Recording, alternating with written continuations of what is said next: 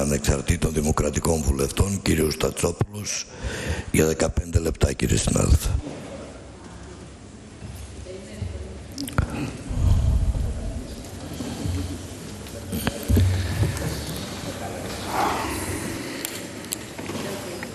Ευχαριστώ. Κύριε Πρόεδρε, κύριε Υπουργέ, κύριοι συνάδελφοι, υπάρχει μια πολύ όμορφη ελληνική λέξη που περιγράφει κάτι ιδιαίτερα αποκρουστικό. Η λέξη αυτή είναι μυσαλλοδοξία. Το μίσος για τη δόξα, την άποψη δηλαδή του άλλου. Το μίσος για την άποψη του άλλου. Υπάρχει μια λιγότερο όμορφη λέξη, περιγράφει κάτι ανάλογο. Η δυσανεξία, η έλλειψη ανοχής απέναντι στην άποψη του άλλου.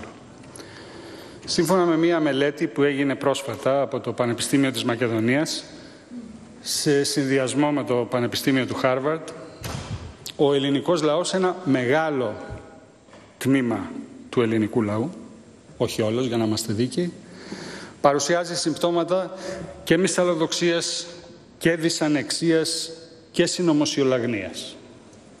Για να αναφέρω μονάχα τα πιο ευτράπελα και μη πολιτικά παραδείγματα, ένα ποσοστό που αγγίζει το 70% του ελληνικού λαού πιστεύει ότι έχει βγει το φάρμακο για τον καρκίνο και του το κρύβουνε.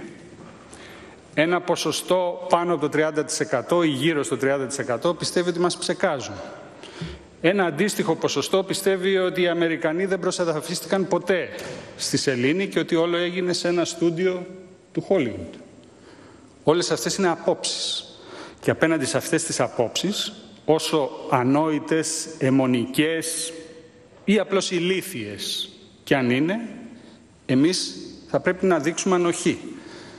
Δεν μπορούμε να ανατρέξουμε εύκολα στο χρόνο και να δούμε πότε έγινε η πρώτη προσπάθεια ανοχής απέναντι στην άποψη του άλλου, αλλά στους νεωτερικούς χρόνους συμβολικά βάζουμε ως πάσαλο, ως ορό, γιατί και ο ορός, το όριο είναι ο πάσαλος, την εποχή του διαφωτισμού, εκείνη τη μικρή παρέα, δεν ήταν πάνω από 10 άνθρωποι, ο Νταλαμπέρ, ο Ρουσό, ο Ντιντερό, που πιστοί ονομάστηκαν εγκυκλοπαιδιστές, γιατί όλοι αυτοί ανακατεύτηκαν με το εγχείρημα του εγκυκλοπαιδισμού, τη μεγάλη εγκυκλοπαίδεια, 28 τόμους, οι οποίοι τι προσπάθησαν, χωρίς να συμπαθούν ιδιαίτερα ο ένας τον άλλον, με διαφορές μεταξύ τους που έφτανε μερικές φορές και ως την ανοιχτή έχθρα. Προσπάθησαν να βρουν έναν κώδικα ανοχής των απόψεων, καταγραφής πρώτα απ' όλα των απόψεων, όσο τρελές κι αν ήταν. Φανταστείτε τι απόψεις κυκλοφορούσαν το 1750, αν σήμερα το 2014 υπάρχουν τόσο διαδεδομένες οι αντίστοιχες αιμονές, τις καταγράψουν και να μείνουν πιστοί στη βολτερική ρίση ότι διαφωνώ με ό,τι λες, αλλά θα αγωνιστώ μέχρι θανάτου για το δικαίωμά σου να το λες. Μέσα σε αυτά λοιπόν τα 250 χρόνια που περάσαν από εκείνη τη μικρή παρέα στη Γαλλία, δόθηκαν πάρα πολλές μάχες εναντίον της μυσαλλοδοξίας και θέλω να πιστεύω ότι αυτό το νομοσχέδιο που σαν το γιοφύρι της Άρτας ήρθε, γκρεμίστηκε, ξαναήρθε και ξαναγκρεμίστηκε τόσες φορές, μπορεί να είναι ένα μικρό λιθαράκι μέσα σε αυτή τη διαδικασία. Αν έχω αμφιβολίες για το κατά πόσο είναι ένα λιθαράκι, είναι για τις επιμέρους αδυναμίες, τις επιμέρους ατέλειες που έχει. Στην ουσία όλοι αυτοί οι άνθρωποι όλα αυτά τα χρόνια που στράφηκαν εναντίον της μυσαλλοδοξίας, τι προσπαθήσαν να κάνουν, για να το πούμε όσο το δυνατόν πιο απλά. Προσπαθήσαν να φτιάξουν έναν κώδικα οδικής συμπεριφοράς. Πότε ανάβει το πράσινο, πότε ανάβει το πορτοκαλί, πότε ανάβει το κόκκινο. Πότε ανάβει μια προειδοποίηση, μην προχωράς άλλο, πότε ανάβει μια προειδοποίηση, πρέπει να σταματήσεις. Έναν απλό κώδικα οδικής κοινωνικής συμπεριφοράς, απλώς για να μην τρακάρουμε ο ένας πάνω στον άλλον, να μην σκοτώνουμε ο ένας τον άλλον, να μην κόβουμε ο ένας τον άλλον το λαιμό του άλλου ή να μην τον θάβουμε ζωντανό, μόνο και μόνο επειδή είχε την ατυχία να έχει διαφορετικές απόψεις από εμάς. Σε μια χώρα όμως που η συνωμοσιολαγνία είναι τόσο διαδεδομένη, είναι φυσικό από την πρώτη στιγμή να αντιμετωπιστεί και αυτό το νομοσχέδιο με σκεπτικισμό, με καχυποψία, άλλοτε εντελώς, θα έλεγα, στα όρια του παρανοϊκού και άλλοτε απολύτως δικαιολογημένο. Βλέπετε, πολύ νωρίς υπήρξαν διάφοροι αντιπερισπασμοί και δεν θα μείνω τώρα στα ανεκδοτολογικά τύπου Μπαλτάκου, που ήταν πραγματικά όμως όλα, που υπήρξαν πάρα πολλές δυνάμεις, βεβαίως, που δεν θέλαν να έρθει ποτέ ούτε αυτό το νομοσχέδιο, ούτε οποιαδήποτε παραλλαγή του στην αίθουσα, στη Βουλή των Ελλήνων, αλλά υπήρξαν πολλές, θα λέγαμε, καχυποψίες για το ίδιο το περιεχόμενο. Ξεκίνησε μια συζήτηση μόλις πριν από λίγες μέρες από 38 βουλευτές της Νέας Δημοκρατίας, που να λέει ότι αυτό το νομοσχέδιο γιατί μιλάει, παράδειγμα, για το ολοκαύτωμα και δεν ονομάζει ρητά, ονομαστικά, τις γενοκτονίες των Ελλήνων στη Μικρά Ασία, για παράδειγμα. Γιατί του το επιβάλλουν κάποιοι να το κάνει αυτό. Ξέρετε, αυτό που ονομάζουμε αυτονομία της ιστορικής έρευνας δεν είναι ένα απλό κενό σχήμα λόγου. Όπως και η ιστορική έρευνα δεν είναι ένα σούπερ μάρκετ όπου μπορείτε να πάρετε οποιαδήποτε έννοια θέλετε, σας ταιριάζει περισσότερο στην ιδιοσυγκρασία σας, στην ιδιοσυγκρασία μας, στην ιδεολειψία μας, στις αιμονές μας και να πείτε εγώ αυτό θέλω να το ονομάζω γενοκτονία. Εγώ αυτό θέλω να το ονομάζω εθνοκάθαρση. Εγώ αυτό θέλω να το ονομάζω σφαγή.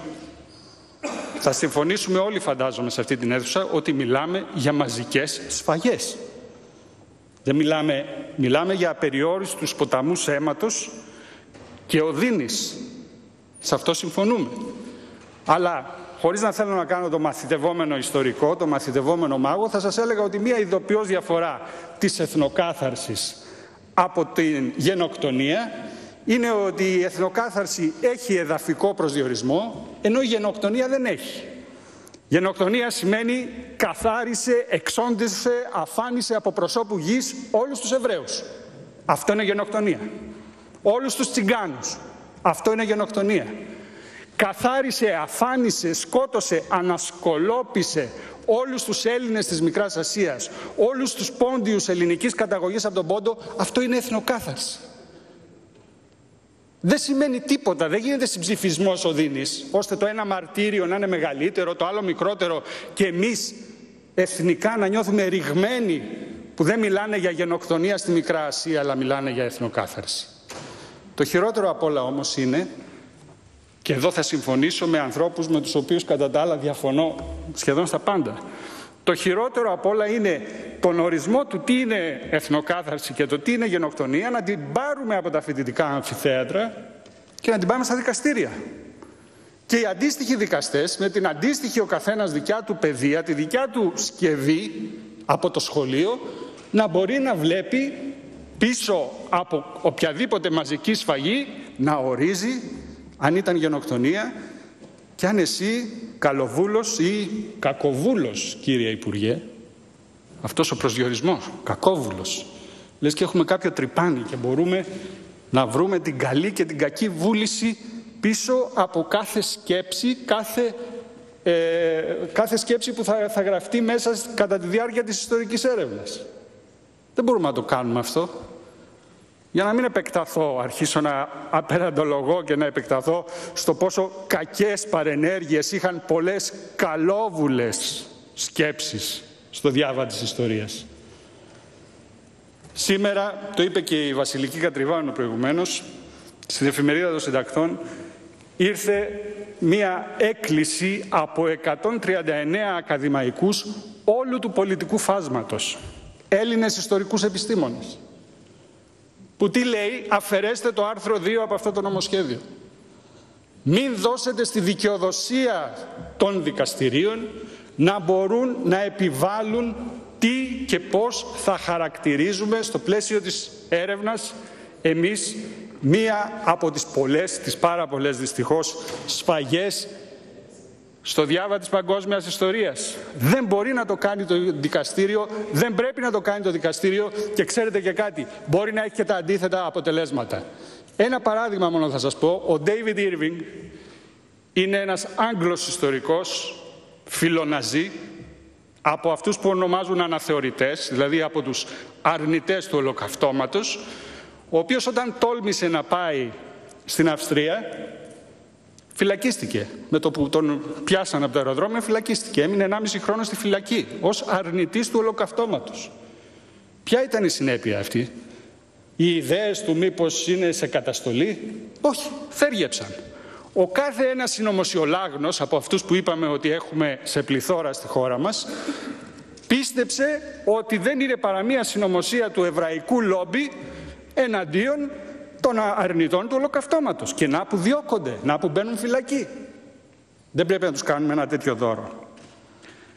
Μία άλλη αδυναμία του νομοσχεδίου είναι η διάκριση, και αυτό ο κύριος Τριαντάφυλλος από το Πασόκ το είπε πολύ καθαρά, ότι αυτό το νομοσχέδιο ασχολείται κυρίως με την αποτροπή της ρητορικής του μίσους και όχι με την καταπολέμηση του ρατσισμού και της ξενοφοβίας. Θα μπορούσε κάλλιστα αυτός να είναι ο τίτλος του νομοσχεδίου. Καταπολέμηση της ρητορικής του μίσους. Διότι όταν ξεχωρίζουμε την προτροπή σε ρατσιστική βία από την ίδια τη ρατσιστική βία, κόβουμε τον ομφάλιο λόρο ανάμεσα στους ηθικούς και στους φυσικούς αυτουργούς. Οι φυσικοί αυτουργοί ξαφνικά μένουν ορφανοί από κίνητρα. Γιατί πάνε και λαιλατούν την περιουσία κάποιων, γιατί σκοτώνουν κάποιον? Ξέρετε, σε αυτή τη χώρα ζούμε όλοι και από αυτό εδώ το βήμα, πέρσι την Άνοιξη, είχα πει κατά τη διάρκεια μιας συζήτησης για την άρση της δικιάς μου ασυλίας ότι καταγράφονταν το Μάιο του 2013 ένα ρατσιστικό επεισόδιο, ένα επεισόδιο ομής βίας ρατσιστικής με καθαρά ρατσιστικό κίνητρο. Κάθε 2 μέρες.